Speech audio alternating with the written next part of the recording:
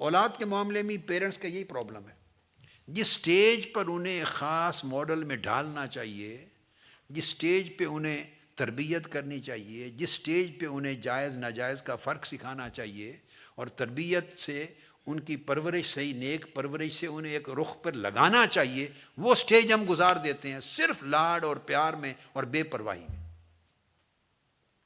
حقوق اور فرائض میں توازن نہیں کرتے۔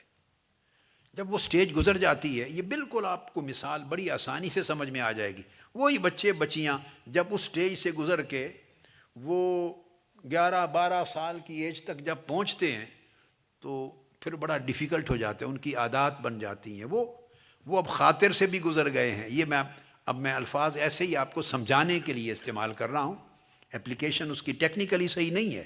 تو خاطر کے مرحلے سے بھی گزر گئے ہیں، وہ حدیث و نفس کے مرحلے سے بھی بچے گزر گئے ہیں، وہ ہم کے مرحلے سے بھی گزر گئے ہیں، اب فکر کے مرحلے میں آ گئے، یعنی ان کی سوچ تھوڑی زیادہ کچی پکی رائٹ اور رانگ بن گئی ہے، یہ فکر ہے۔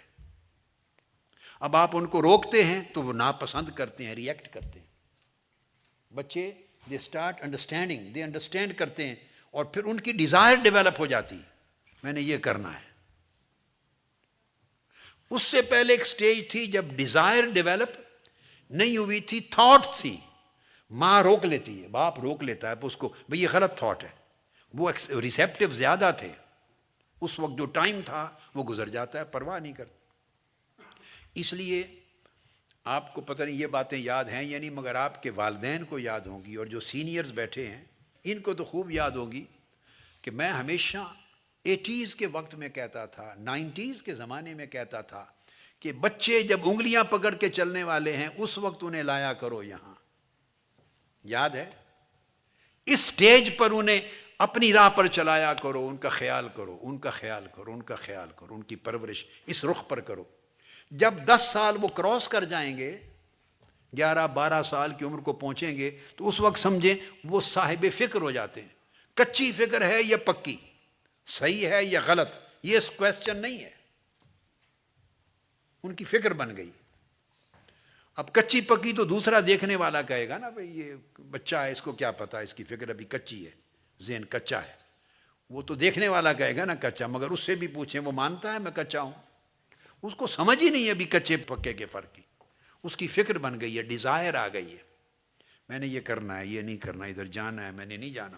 اب وہ ماں باپ کے ساتھ چھوٹی چھوٹی باتوں پہ ریزسٹ کرتا ہے، ریئیکٹ کرتا ہے، ضد کرتا ہے، اور وہ سختی کریں تو رونے لگتا ہے، موڈ بناتا ہے یا بناتی ہے۔ اب اس دور میں داخل ہو گیا ہے وہ بچہ اور بچی، ذہن میں رکھ لیں وہ فکر کا درجہ آ گیا ہے۔ اس کے بعد ماں باپ پھر تعویذوں کے لیے جاتے ہیں، پہلے اپنا تعویذ دے کے برباد کر دی ہے تو اب کس کے تعویذ پر جاتے ہیں؟ آپ کو یہ بھی میرے جملے یاد ہیں، میں 20-25-30 سال پہلے سے کہتا تھا کہ تعویذوں سے کام نہیں بنتا، تربیتوں سے کام بنتا ہے۔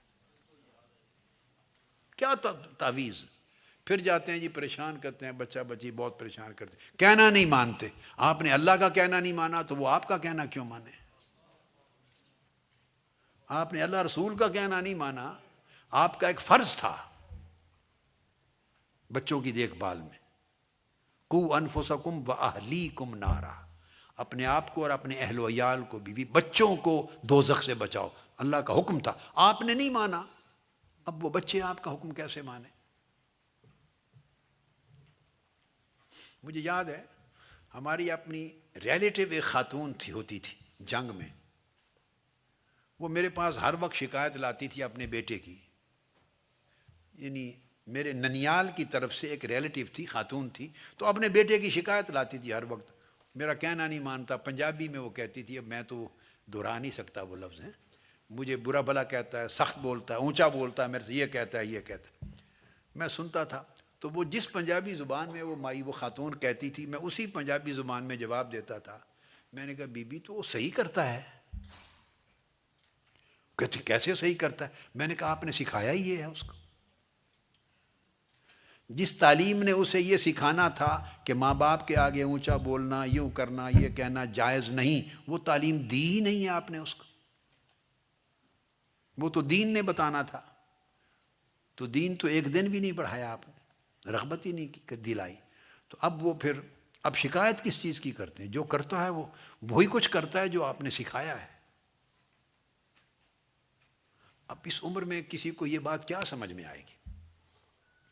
تو میں نے یہ مثال اس لیے دی کہ یہ پروسیس ہر شخص کے اندر گزر رہا ہوتا ہے۔